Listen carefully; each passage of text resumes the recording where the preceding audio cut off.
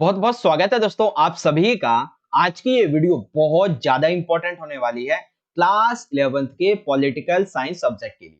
इसमें हम बात करेंगे आपकी सेकंड बुक के चैप्टर नंबर 5 के बारे में, जिसका नाम है अधिकार, इंग्लिश में कहें तो राइट। तो बच्चों, आज के इस एपिसोड में हम इस चैप्टर से संबंधित आपके एनुअल, फाइनल या फिर टर्म 2 हर एक एग्जाम के लिए इस चैप्टर से जितने भी मोस्ट इंपॉर्टेंट क्वेश्चन से निकल सकते हैं उनको डिस्कस करेंगे। और ये वे क्वेश्चंस होंगे बच्चों जो आपके इस अधिकार वाले चैप्टर से हर बार पेपर में पूछे ही पूछे जाते हैं। यानी कि अधिकार चैप्टर के वे क्वेश्चन जो ऑलरेडी पेपर में आ चुके हैं, रिपीटेड जो क्वेश्चंस है उनको हम यहाँ पे बहुत अच्छी तरीके से आपको समझाएंगे। ठीक है, बस आपने करना है क्या है कि आज का जो हमारा एपिसोड है, ये जो सेशन है, इसे आप कंप्लीटली एंड तक जरूर देख लेना। ठीक है भाई, और ये जो वीडियो है वो हिंदी और इंग्लिश दोनों मीडियम के बच्चों के लिए होने वाला है।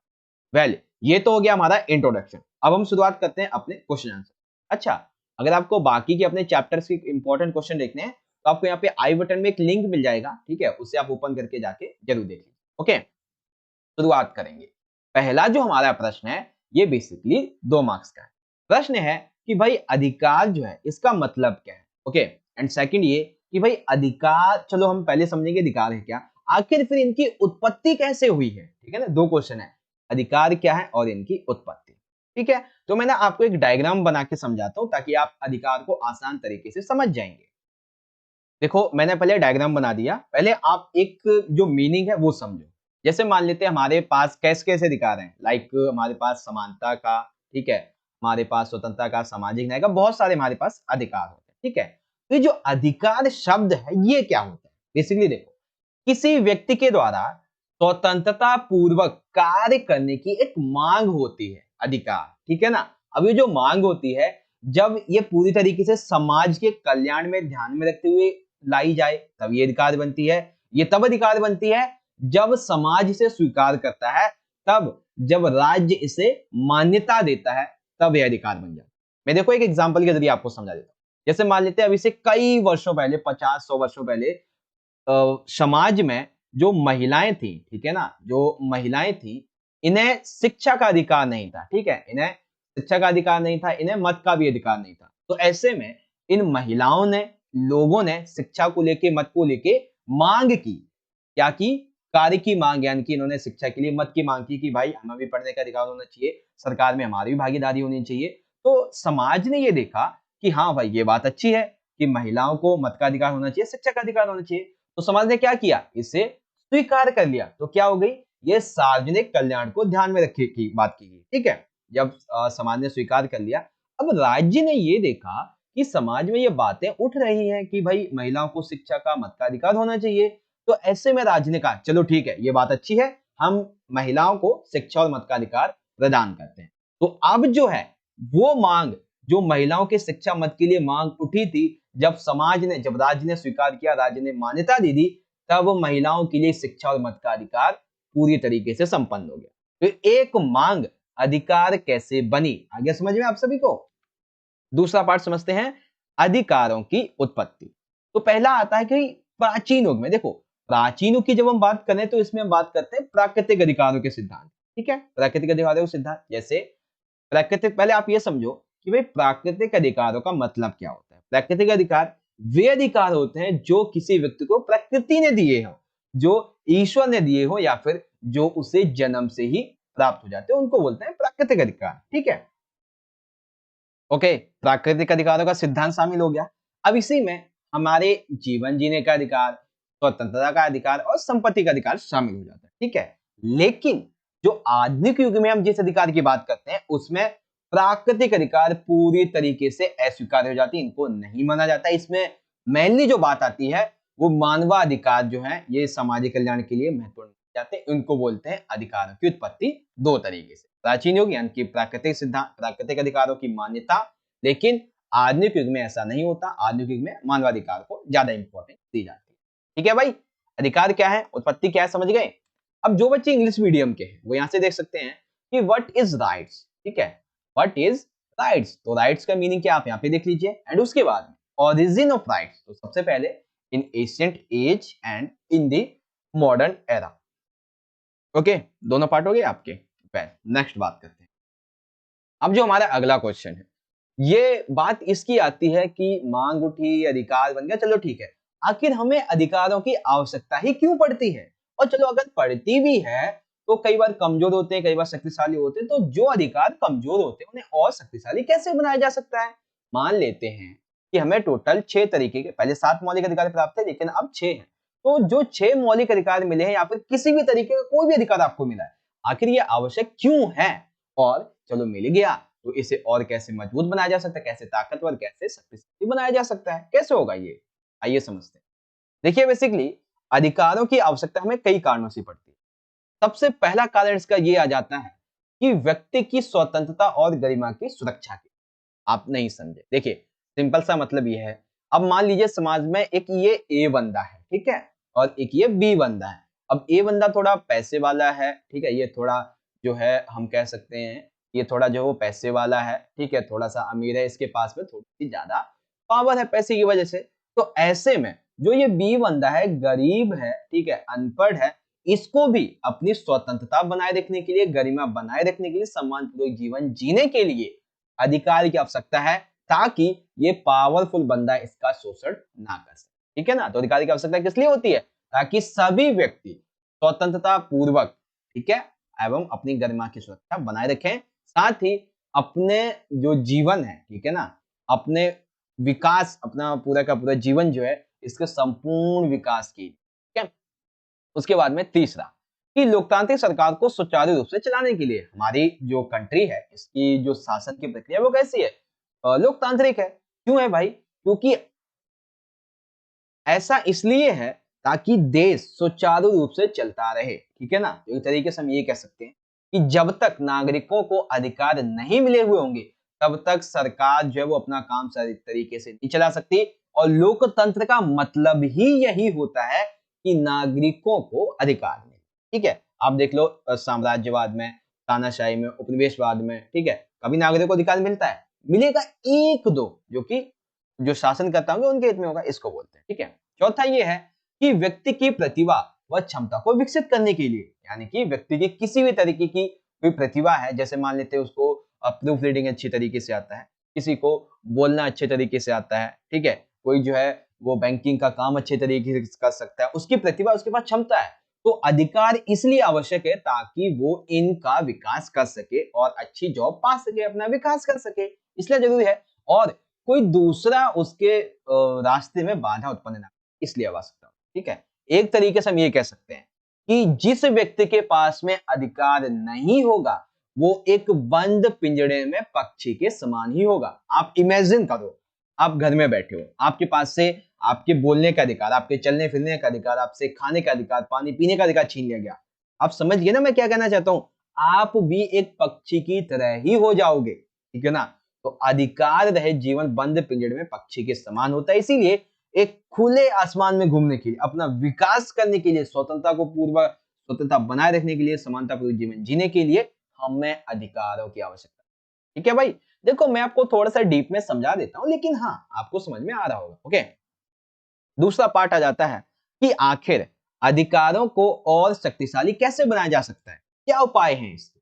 ठीक है, तो सबसे पहला यह है कि जिस भी कंट्री में नागरिकों को अधिकार दिए जाएं, वहां पे सबसे पहली बात तो यह है कि संविधान होना चाहिए लिखित में, क्योंकि एक लिखित संविधान ही नागरिकों के अधिकारों की पूर्ण रूप से रक्षा कर सकता है और मजबूत बना सकता है। ठीक है, दूसरा पार्ट इसमें यह आ जाता है कि स्वतंत्र और साहसी प्रेस होनी चाहिए, यानी कि लोकतंत्र का जो चौथा स्तंभ है जिससे हम बोलते हैं मीडिया।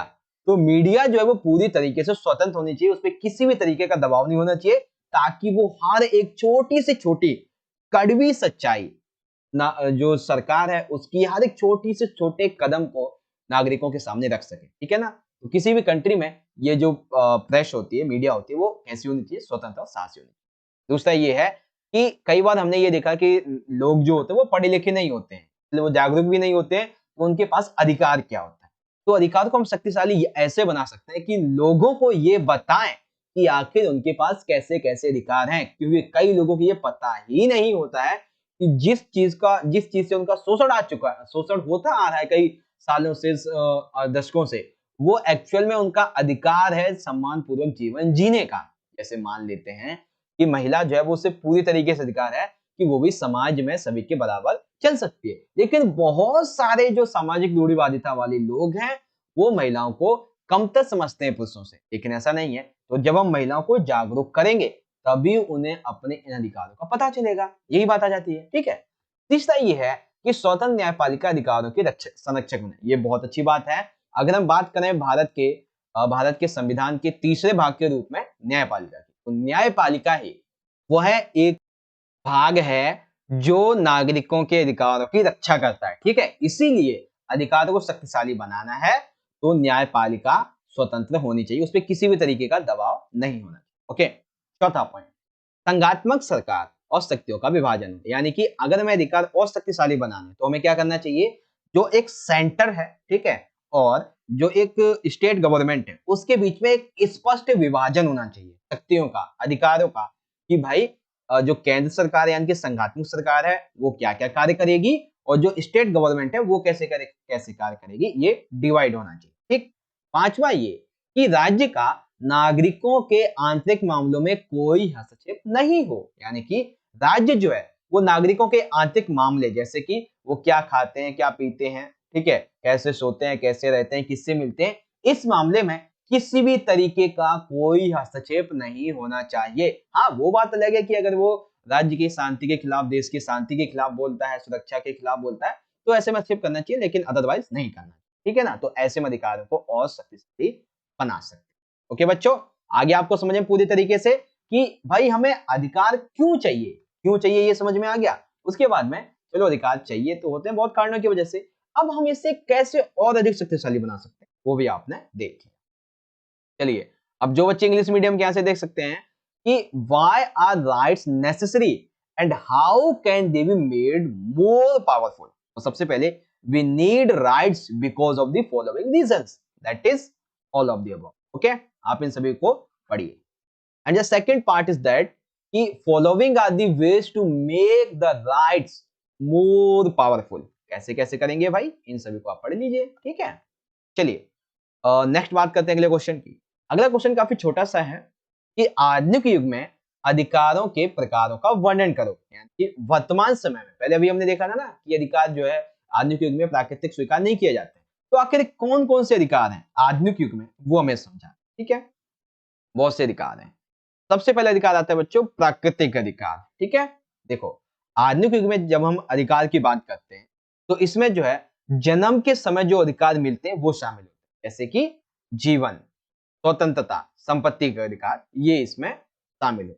ठीक है, दूसरा आता है नैतिक अधिकार। बेसिकली व्यक्ति की जो नैतिक भावनाओं से जुड़े अधिकार होते हैं, जैसे ध्यान से समझिएगा, नैतिक भावनाएं यानी कि व्यक्ति के अंदर की जो भावनाएं होती हैं, जैसे कि माता पिता की सेवा करना, और ये बहुत से धार्मिक ग्रंथों में कहा भी गया है कि हर एक, चाहे पुत्री हो चाहे पुत्र हो, उसे अपने माता पिता की सेवा आजीवन करनी चाहिए।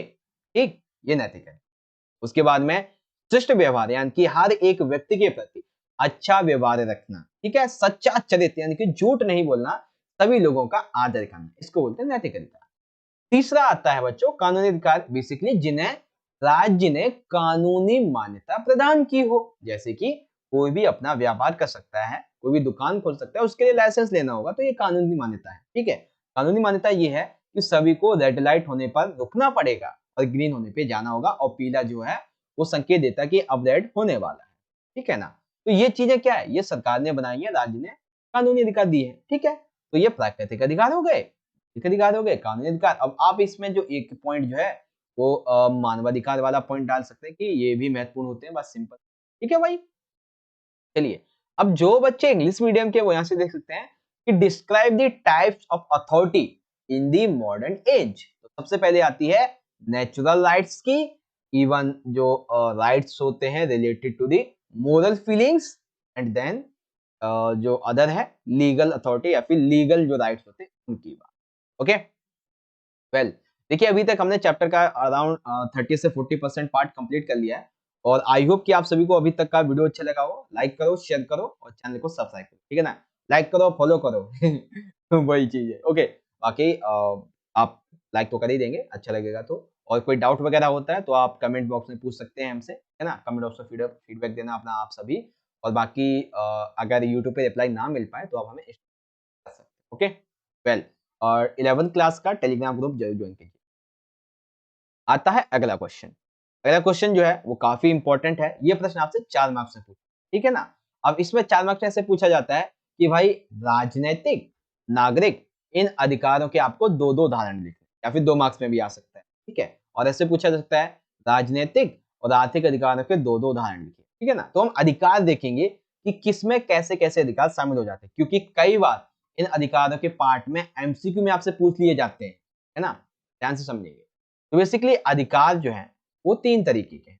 जैसे सबसे पहले है राजनीतिक। याद रखना अभी जो हमने बात की थी थोड़ी देर पहले, वो हमने की थी कि आधुनिक युग में कैसे अधिकार है, लेकिन हमसे अधिकारों के प्रकार पूछे गए तब 3 है, राजनीतिक, नागरिक और आर्थिक, ठीक है ना। चौथा लिख रहा हूँ, तीसरा है। देखो राजनीतिक अधिकार जो आप सभी को पता है, जो राजनीति में भागीदारी को सम्मिलित करते हो, जैसे कि सभी व्यक्ति को मत देने का अधिकार जो भी 18 वर्ष के हो, ठीक है। अच्छा एक चीज, जिस बच्चे को भी पता है कि वो कौन सा ईयर था, ठीक है ना, वो कौन सा ईयर था और वो कौन सा अमेंडमेंट, यानी एक तरीके से आप ये कहना कि वो कौन सा साल था, ओके, पहला क्वेश्चन।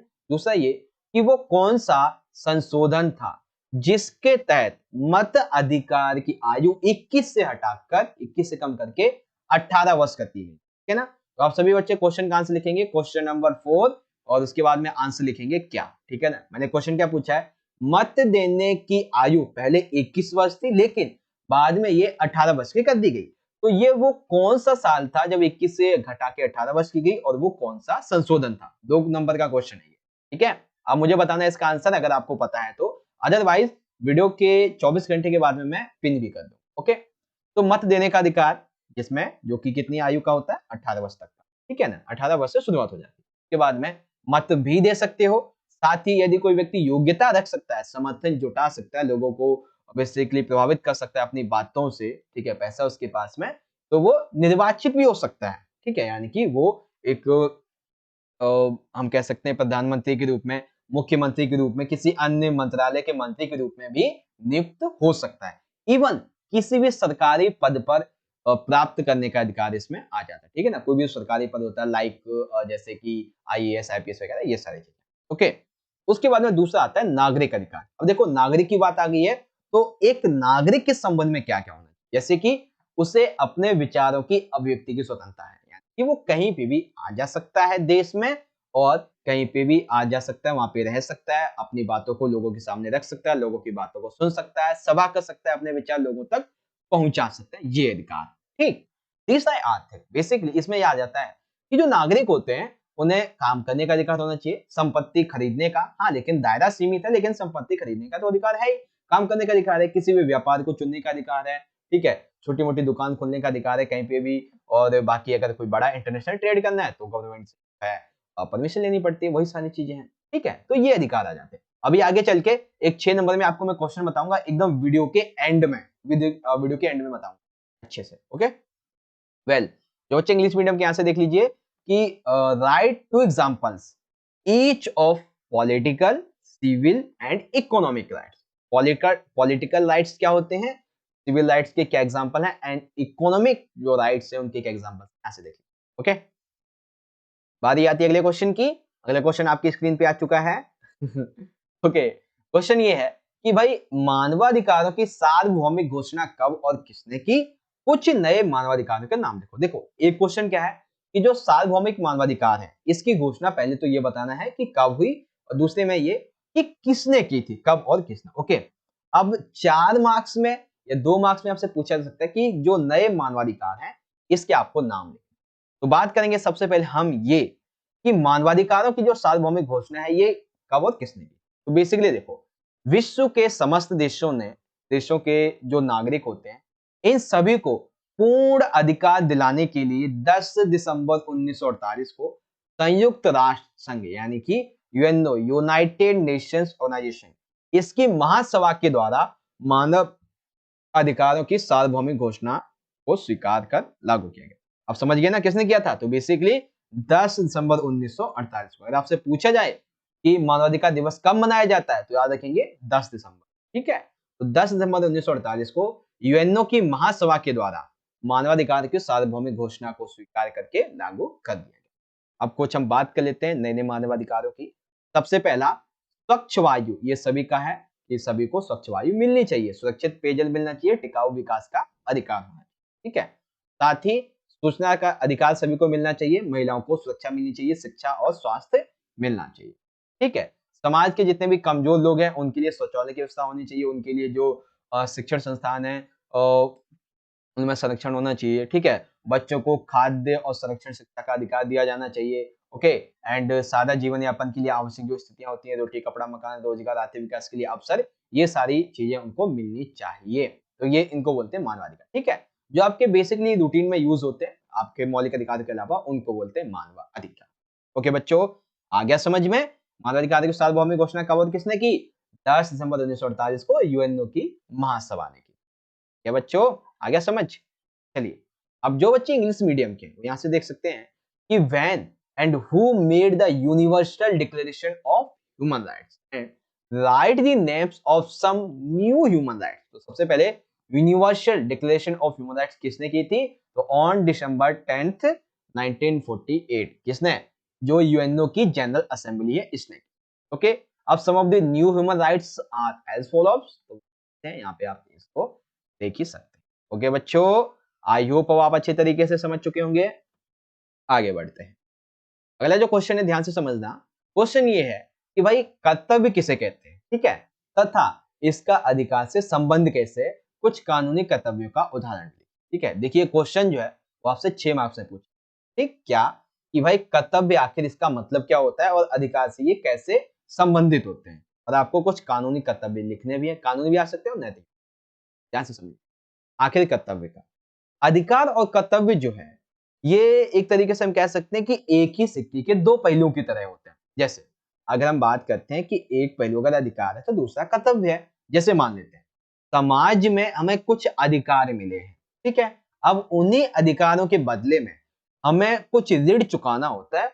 ये ऋण ही हमारे कर्तव्य होते हैं। तो अधिकार और कर्तव्य का संबंध आप समझे।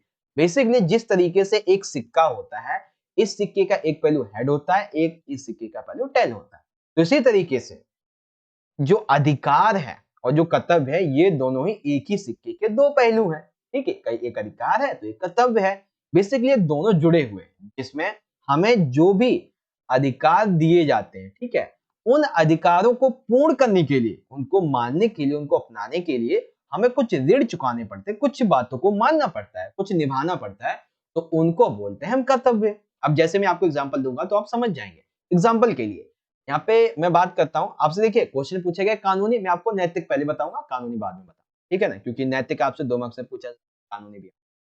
तो नैतिक कर्तव्य जैसे मान लेते हैं, अब जैसे देखिए नैतिक कर्तव्य है कि हमें अपने परिवेश को स्वच्छ रखना है। देखिए अब देखो आपको अधिकार क्या दिया गया है, आपको जो है वो स्वच्छ वातावरण मिलेगा। ठीक है ना, वातावरण मिलेगा, ये आपको अधिकार दिया गया। ठीक है ना, ये क्या है, ये आपको संविधान ने अधिकार दिया है। लेकिन इस अधिकार के बदले में जो आपको बात याद रखनी है वो क्या, कि आपको अपने परिवेश को स्वच्छ रखना है। तो ये क्या हो गया कि जहां एक तरफ हमें अधिकार दिया गया है, उसके बदले में जो जिम्मेदारियां हमें निभानी है वही हमारे कर्तव्य है ना। तो एक समझ में आ गया ना आपको, इस तरीके से। के बाद में अब देखो हमें शिक्षा का अधिकार दिया गया। ठीक है, तो ये हमें ध्यान में रखना है कि जो बच्चे हैं उन्हें भी शिक्षा मिलनी चाहिए। ओके, तीसरा ये कि हमारा संविधान कहता है कि सभी को एकदम भाईचारे के रूप में रहना चाहिए। तो भाईचारे के लिए क्या करना है कि आपको आपके माता पिता, आपके जो बुजुर्ग हैं, इनकी सेवा करनी है। ठीक, चौथा सामाजिक नियमों का पालन करना, और पांचवा है परिवारों की आवश्यकता को पूर्ण करना। ठीक है, उसके बाद में आ जाते हैं कुछ कानूनी कर्तव्य। अब कानूनी कर्तव्य आ जाते हैं जैसे कि संविधान का सम्मान करना। ठीक है ना, संविधान का सम्मान करना। ओके, देश की रक्षा करना, देश की जब भी बात उठे तो देश का हमेशा साथ देना। ठीक है, हमारा जो राष्ट्रीय ध्वज है तिरंगा, उसका, और राष्ट्रीय गान जन गण मन अधिनायक जय हे, ठीक है, इसका सम्मान करना। ठीक है, और राष्ट्रीय गीत वंदे मातरम वाला वो अच्छा एक चीज ये जो वंदे मातरम है, ठीक है ना, वंदे मातरम, ये मैं आपकी थोड़ा जीके टेस्ट करता हूं कि अगर आपको पता है कि वंदे मातरम किसने लिखा था, ठीक है ना, वो राइट दी वंदे मातरम, कि वंदे मातरम का राइटर कौन है, अगर आपको पता है तो आप मुझे आंसर में कमेंट बॉक्स में जरूर बताएं, ठीक है। बाकी आंसर मैं पिन कर दूं। ओके, तो राष्ट्रीय ध्वज, राष्ट्रीय गान, इसका सम्मान करना, साथ ही कानूनी और हमारी जो देश की व्यवस्था होती है इसको बनाए रखना, नियमित रूप से कर देना, ठीक है। हमारी जो राष्ट्रीय संपत्ति है जैसे रेलवे, हवाई जहाज, जो पार्क वगैरह हैं, इन सभी की सुरक्षा करना, देश की एकता और अखंडता को बनाए रखना, प्राकृतिक संसाधनों का समझदारी पूर्ण उपयोग करना और ओजोन परत की हिफाजत करना, यानी कि वातावरण को प्रदूषित ना करना, ये सारे किया जाए, ठीक है भाई। तो ये क्या है, ये जो है वो आपके हैं कानूनी कर्तव्य, ये बच्चों क्या है, ये होते हैं कानूनी कर्तव्य। ओके, आ गया समझ में आपको, नैतिक कर्तव्य निम्नलिखित हैं और अधिकार कर्तव्य कैसे हैं और कानूनी कर्तव्य। अब जो बच्चे इंग्लिश मीडियम के ऐसे देख सकते हैं कि why is duty and how, sorry why नहीं, सॉरी व्हाट है actually, what is duty and how is it related to right, also write some examples of legal duties, है ना। तो क्या है, उसके बाद में पहले आप मोरल ड्यूटीज को देख लीजिए, हालांकि क्वेश्चन में नहीं पूछा गया लेकिन आपको याद होना चाहिए ड्यूटीज, और उसके बाद में जो लीगल ड्यूटीज होती है ना, वो आप यहाँ पे देख सकते हो, जो कर्तव्य है उनकी बात होगी। ओके, आगे बात करते हैं अगले क्वेश्चन की। अगला क्वेश्चन आ गया बच्चों कि अधिकार कितने प्रकार के होते हैं, उनका वर्णन करें। तो जैसा कि मैंने आपको बताया अधिकार 3 प्रकार के होते हैं। अब ये 6 नंबर में आपका प्रश्न आ चुका है, तो ध्यान से समझना, सारे पार्ट आपको अच्छे तरीके से समझा देंगे। सबसे पहले अधिकार हम बात करते हैं राजनीतिक अधिकार, जैसा कि अभी हमने देखा। राजनीतिक अधिकार, यह नागरिकों को कानून के समक्ष बराबरी दिलाता है, ठीक है, राजनीतिक प्रक्रिया में भागीदारी का हक देते हैं, ये नागरिकों की स्वतंत्रताओं से जुड़े हुए माने जाते हैं, ठीक है ना। आप समझ गए राजनीतिक अधिकार क्या है। राजनीतिक अधिकार वे अधिकार हैं जो नागरिकों को कानून के समक्ष बराबर बनाते हैं, जो नागरिकों को राजनीतिक प्रक्रिया में भाग लेने का हक देते हैं, इन्हें मतदान का हक देते हैं, निर्वाचित होने का हक देते हैं, संघ बनाने का हक देते हैं, अपना जो प्रतिनिधि होता है एरिया का उसे चुनने का हक देते हैं, ठीक है, अपनी पार्टी बनाने का हक देते हैं, स्वयं मुख्यमंत्री प्रधानमंत्री के रूप में चुनने का हक देते हैं, ठीक है। तो इनको बोलते हैं राजनीतिक अधिकार। ओके, दूसरा पार्ट आ जाता है आर्थिक अधिकार। बेसिकली आर्थिक अधिकार जो है हम ये कह सकते हैं कि आर्थिक अधिकार जो है ये व्यक्ति की आर्थिक स्थिति से जुड़े हुए होते हैं।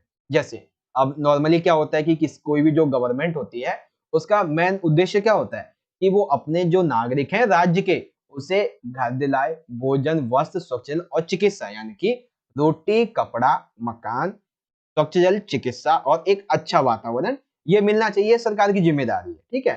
तो ऐसे में जो आर्थिक अधिकार है वो सरकार को ये कहते हैं कि इसे और मजबूत बनाओ, ठीक है। अब कुछ और अधिकार जैसे कि आवास, अच्छा आवास, ठीक है, कार्य करने का अधिकार, रोजगार प्राप्त करने का अधिकार, पर्याप्त मजदूरी का अधिकार, ठीक है, काम का तथा विश्राम का, संपत्ति खरीदने का, चिकित्सा सुविधा, ये सभी जो अधिकार है जो कि व्यक्ति को आर्थिक तौर पे और मजबूत बना सकते हैं, आर्थिक तौर पे उसे और विकसित बना सकते हैं, उनको बोलते हैं आर्थिक अधिकार। क्या भाई, इसमें कई तरीके के अधिकार शामिल हो जाते हैं।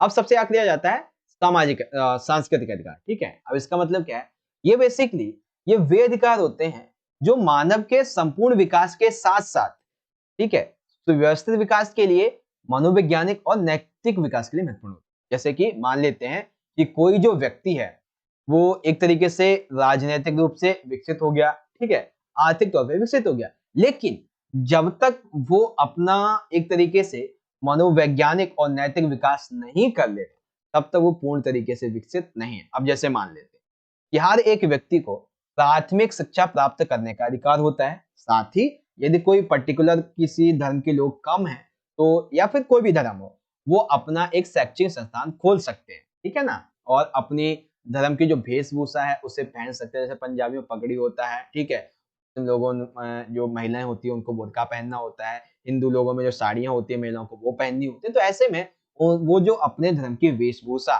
जो त्योहार होते हैं, जो पूजा होते उत्सव होते हैं, उन सभी को मनाने का, धार्मिक शिक्षा प्राप्त करने का अधिकार होता है। लेकिन इन सभी चीजों में, इस सांस्कृतिक अधिकार में कहीं पर भी जो गवर्नमेंट है, जो राज्य होता है, वो हस्तक्षेप नहीं करेगा, है ना।